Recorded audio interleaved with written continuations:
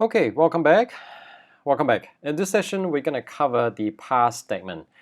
The beauty of pass statement, it's kind of like a placeholder. You don't know what code to write, but you know you need to do some sort of branching or for loop. You put it there. Okay, you put the pass statement there.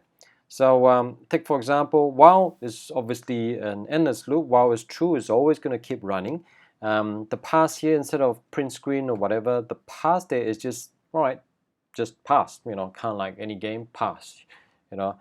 So it doesn't do anything, but it actually is a placeholder for the actual while loop to continue. So if I press return, it will just keep on running until I press Control C.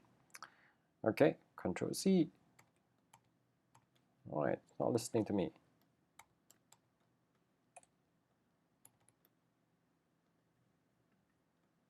Okay, so I'll just break.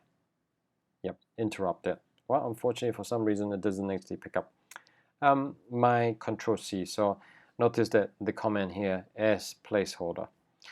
The other one is calculate random. Notice that we have defined the name, defined the object, but we haven't actually write the actual body of the function yet. So that's what the pass is there for, to actually just basically, well, do nothing, just as a placeholder. So let's just say we calculate.